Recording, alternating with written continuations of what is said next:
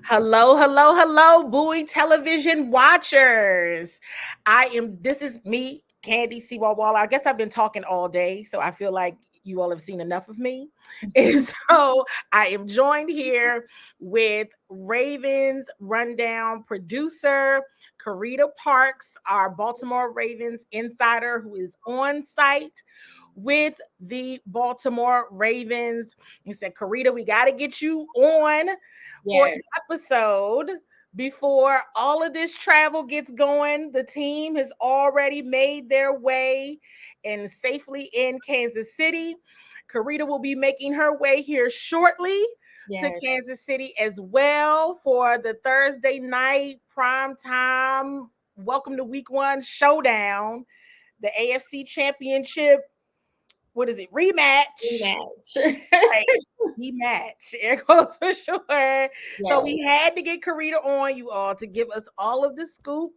If you all are watching Bowie Television on Verizon Channel 11 or Comcast Xfinity Channel 77, you are watching her on your TV screen. If you are watching on YouTube, you're checking her out now on Bowie_TV. And you've seen all of her recaps on her page, which is in her handle here at Carita C. Parks, as well as the Bowie TV Sports social media pages. But we still had to get her on for an episode to get Yes. all the scoop. Carita, you've made it through training camp I and have. preseason. And like you said over the weekend, when everyone was off for Labor Day, you were laboring with the Baltimore Ravens because Very they got a much game to play. so. Yes. So give us all the scoop. Give us the rundown of the Ravens. Yeah, I think, for the Ravens, there's so many expectations because they did go to the AFC Championship last year. And so, Lamar came back, slimmed down. And really, I feel like at this point, everybody's just ready to go out there and play. It feels like this has been a long off season. It's been a regular off season, but it's just like, I'm glad game one is here. They're glad game one is here. Just throughout the off season, really the biggest question for the Ravens was their offensive line. Mostly everything else was not too much of a surprise, but they're going with a very young offensive line. They did retain some of their players, but they lost some guys in the off season, like Morgan Moses, some of their veterans. And so they have 3 starting offensive line spots. We were not able to film the offensive line this week in practice, and they're keeping that under wraps as far as who is going to be where. But overall, Andrew Voorhees, he didn't play at all last year because he was injured. And so he is coming in this year. He won the position. It really wasn't that much of a question for him. There's Daniel Falele, and then also Roger Rosengarten, who they drafted this year in the 2024 draft. So we got to see how that offensive line shakes out as far as in the game, because I do believe there's going to be a little bit of growing pains in the beginning of the season. But the hope is that they shake out as the season goes on. Besides that, of course, Derrick Henry. I mean, everybody's waiting to see what Derrick Henry and Lamar Jackson will be able to do on the field together. So, like, that has been huge with the Ravens. And then Nate Wiggins, I mean, that's their number 1 draft pick. How are they going to ultimately use him? Is he going to start? Because the secondary is pretty stacked. Like, that DB group is stacked. So I'm sure they will use him. The question is how. And so it's just more so waiting to see what's going to happen in a game, and everybody's ready for that. So, Carita, you mentioned that the team has gone through a lot of changes in this offseason, but the team is actually unfortunately has experienced some loss with Yes. former Raven Jacoby Jones passing away, with the offensive line coach passing away. How is the team overall just doing in terms of taking those losses and just dealing with the overall grieving process? Yeah, I think, they've all basically been impacted. You especially with the offensive line coach, because you could feel like the next day it was just more quiet. It was a little bit quieter, a little bit more somber. And his decline was fast. I mean, if you think about it, he was there. We like when it happened, we talked about it. Literally 4 weeks before he passed, I had a press conference that he was in. And then after like what, maybe 2 weeks after that, he was hospitalized for what they said was an acute illness, and he was taking some time off. And the next thing you know, the news came that he had passed away. So it's a huge impact. But the thing is, they have to still focus and get prepared for the season, but they are dedicating their season to Coach Joe D and Jacoby Jones. They actually revealed yesterday helmets where they'll be wearing these decals all season in honor of them. So they're carrying them with them. They're, the loss, they are impacted by it. But it's kind of strange because you're impacted by the loss, but you still have to go out there and work. So it's a very weird dynamic as far as that's concerned. But I will say this with the offensive line coach. Not only is that just a huge loss emotionally for those guys, but he was known to be good at developing offensive linemen, and that was going to be so key this season. And don't get me wrong, they have other good coaches in place, and I know that they can still do that, but that's what he was known for. And so we'll also have to see how that shakes out as well. Will the development happen as fast as maybe it would have under Coach Jody?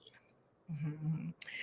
So, with that being said, of still having to play a game, going in the Arrowhead Stadium, what do you think the vibe is going to be like? Right? I mean, when the Kansas City Chiefs came to Baltimore, it was a lot of already kind of intimidation, trash talking.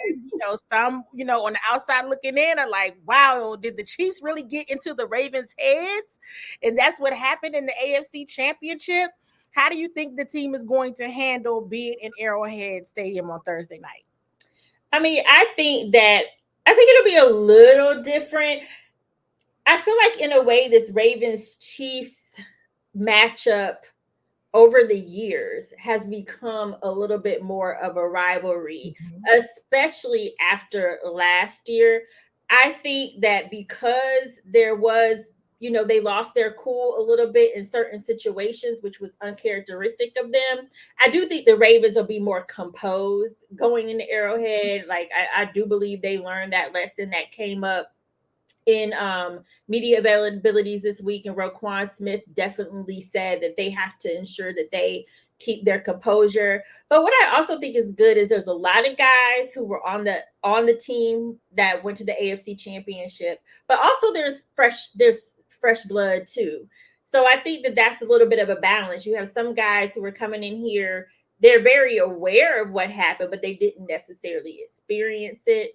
But I do think you will see a more composed Ravens team. I don't think you're going to see them allowing them to get in their heads like that again.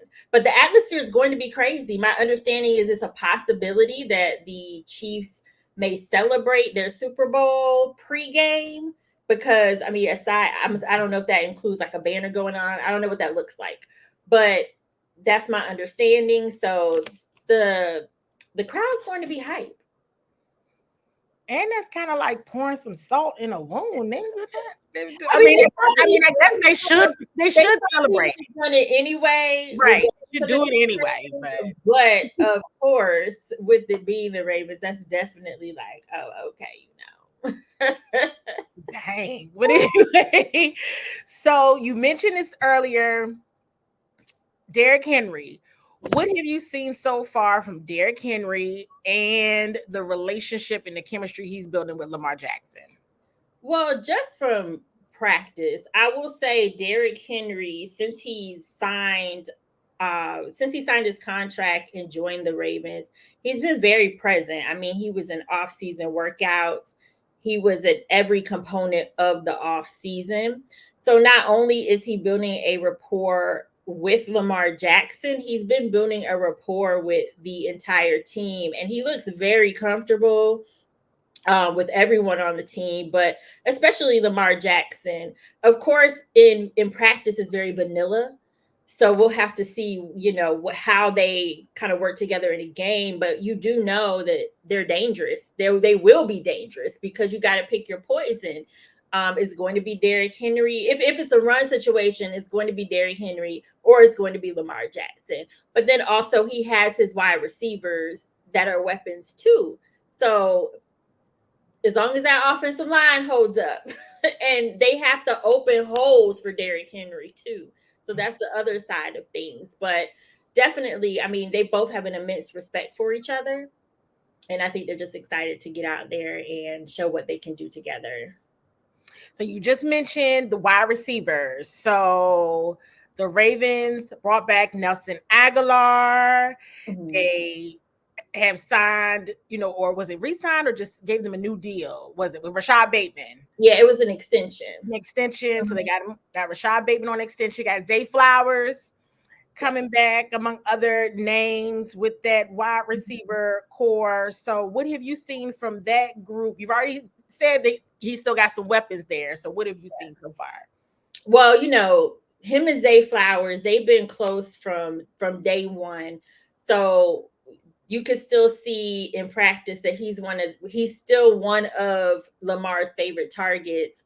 Nelson Aguilar in the offseason, he was working with Lamar Jackson, and I believe so did Zay Flowers, if I'm not mistaken. I can't remember if they were all together, but at some point during the offseason, both of them were working with Lamar Jackson in South Florida. And so they were building that rapport and building that chemistry.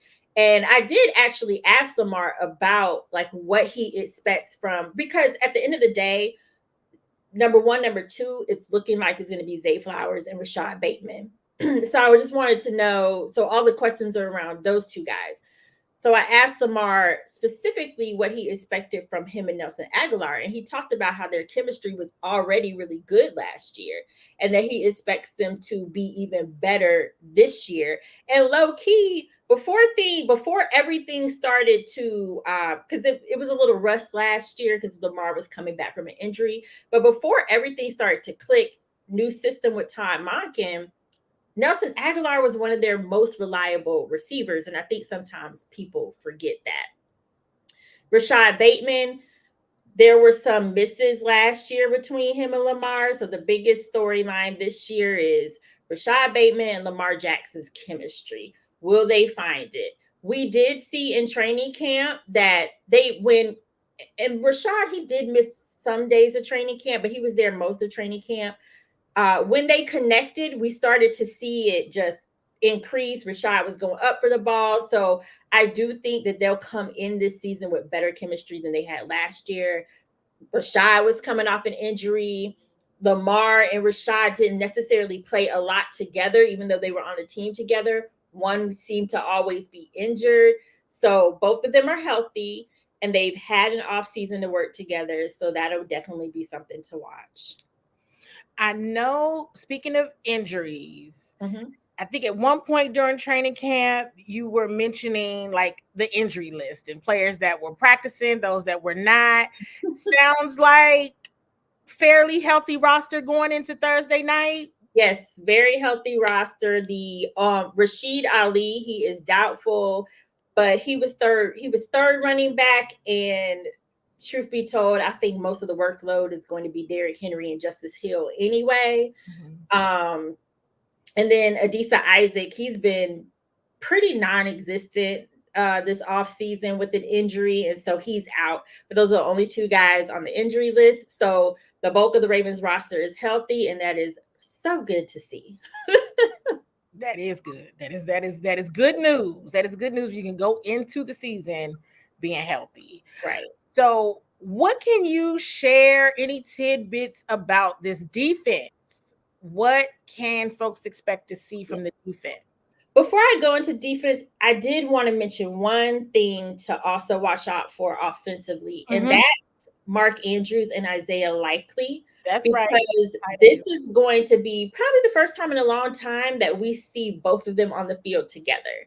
And Eric DaCosta, the general manager of the Ravens, he was talking to us earlier this week or last week. You know, all the weeks run together.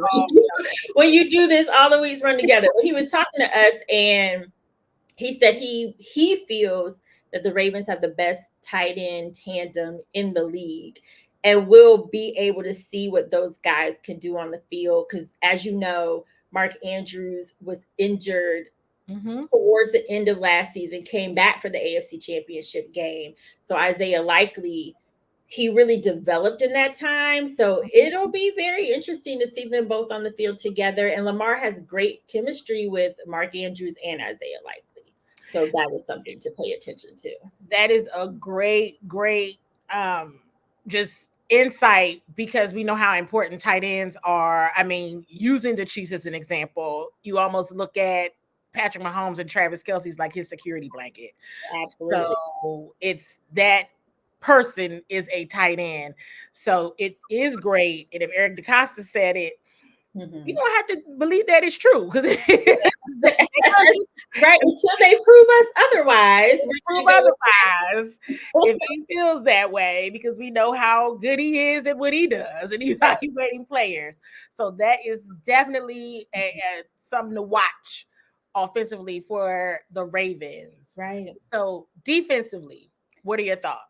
So defense, Ravens have a new defensive coordinator, Zach Orr, who took over from Mike McDonald. Zach Orr, he was a linebackers coach last season. So he was a former Raven too. So he's been with the Ravens for a while.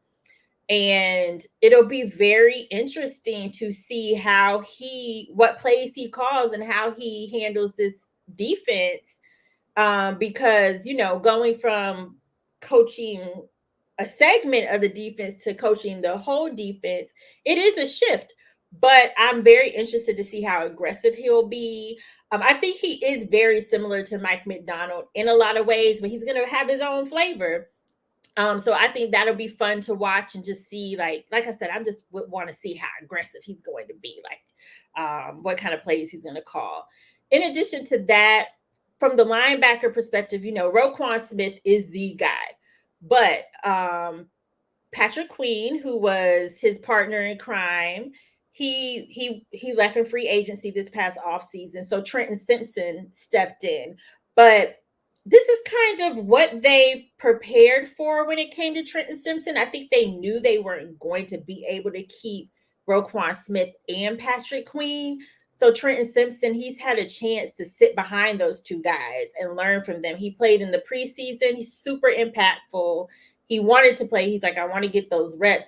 He was playing like in the fourth quarter, I think, in Green Bay. And it was like, all right, I think we need to sit him down. But they want to make sure he's ready. So he'll definitely be a guy to watch and just see, how he impacts the game. I always have to, of course, rely on you for my Ravens insight, because I'm like, oh yeah, that's right. Patrick Queen is a Pittsburgh Steeler now. He's right? with the Steelers, yeah. So that'll be fun to watch when those two when they come down. Yeah, that will be okay. Just make sure you write that in your notebook. Right in your notebook. So so that's definitely something to watch on the linebacker side. I also wanted to mention something we haven't really talked about is their young pass rushers. They're really expecting Odafe Owe to take another step this season. They got David Ajabo back, and he missed last year with injury, and he played he didn't start playing until the second preseason game, and then he played against Green Bay, but he looks good. And so everybody's going to definitely be keeping an eye on him, because every time someone's gone like a year from an injury, that's definitely a big storyline. But the Ravens definitely are relying on their young pass rushers this year. And then Justin Madubuike, who just changed his name to his Nigerian name. That's okay. Nnamdi, I believe. Madubuike. If I'm incorrect, which I don't think I am, just Writing it in my Give me notes. a moment, okay? Because I got to get used to that. He was justing to me for a while, but I want to respect his change. So, Namdi Matabuke. Matabike. Matabike. Yes. Write that in my notebook. Yes. Because the Remember. Commanders actually have to play the Ravens this season, so that's gonna be fun. So yeah, I won't know that. But he had a career year last year. And That's right. so we definitely expect for that to continue. And then there's also Travis Jones. Talking to Coach Harbaugh earlier this year, I asked him, and Travis Jones is a defensive tackle, but I asked him, what do you expect from Travis Jones this season? He said he expects him to have a breakout year. He was like, I know that's a tall task, but why not? That's what he said. and and so I think the defense is definitely more, even though there were a lot of guys that they lost, there's still a lot of continuity on the defense. And so I think they'll still be as aggressive as they were last year. I think they'll be just as good as they were last year. And it's just going to be a matter of how does Zach Gore step up to the plate as a defensive coordinator. And the Chiefs are a great test. Great test. Yes. And we talked about this after, I don't know if it was after the draft or after the schedule came out. Maybe it was all at the same time. Mm-hmm. Just the Ravens schedule, and they're playing at night. Primetime games. It seems like most of the season, it seems like that is the team everybody wants to watch, because who wouldn't want to watch Lamar Jackson and Derrick Henry, Right. and Namdi? And I guess right. And you know what? Kyle Van Noy, I didn't even mention Kyle Van Noy. Mm-hmm. He came back to, and like you said, I didn't mention Kyle Hamilton because I don't think I really have to, because he's Kyle Hamilton. Everybody knows, yeah. Right. He's Kyle Hamilton. So that is like no shade at all to the secondary or anything. It's just. But a key to the secondary, things just keep coming to me, Candy, as we talk. Yeah, of course. But I don't want to forget Marlon Humphrey. He's coming into this season healthy. He's one of their longtime corners. Last year, he barely played last year, to be honest. He was hurt. He would come in and have like some flashes, and then he'd be out for a couple of games again. He's coming in much better health, and he's dynamic. He's a dynamic corner. So I think that that definitely changes the game as well for the Ravens. So Ravens flock. As you can see or hear, if you haven't already, you need to be following Bowie TV's Carita Parks, because she's absolutely on site. She's absolutely going on the road, and she knows what she's talking about, because I've had to pull my notebook out. So Carita, we'll have to do this more. I know we're going to do it when the Commanders and the Ravens play one another, but you give great insight and intel on the team all throughout the week when you're there, and of course at the games. But we're going to have to do this again so we know what's going on and know what's happening. Always have to go a full episode to just Carita give us all the scoop. Yes. As we were just saying, the Ravens are a team to watch. Evidently, they got most of the primetime slots. So the NFL said, Baltimore, you're up. Absolutely. The downside a little bit to having all those TV spots and having the success that they had last year is everybody's going to be coming from them. It's like we coming for the Ravens. So it kind of steps up the competition. I think last year they were flying under the radar, which Lamar Jackson loved. You're not flying under the radar this year. Now. It's very clear who you are. And who was it? We saw this. Remember Super Bowl, the defensive lineman, his name escapes me right now, from the Chiefs, that said that he truly believes that the Ravens were the best team in the NFL. I think that was Chris Jones. Yes. It was Chris Jones that said Mhm. he honestly believed, of course, to get to the Super Bowl, they had to beat the best team in the league, because he said there's no doubt the Ravens were the best team in the league. And I think, to your point, exactly right. The NFL said, we know who won, but this was the best team. Let's see what happens. Right. You don't get those primetime spots when you're not the team to beat. So Absolutely not. they didn't say that out loud, but we do a version of use your clues. So Ravens flock, that was your use your clue to know that your team is the team to beat in the NFL this High season. expectations. Very high. So you all make sure you are subscribed to Bowie_TV. Make sure you are following Carita so that you don't miss a thing. Carita, safe travels to you. And we will be sure to be talking to you again soon. Looking forward to it.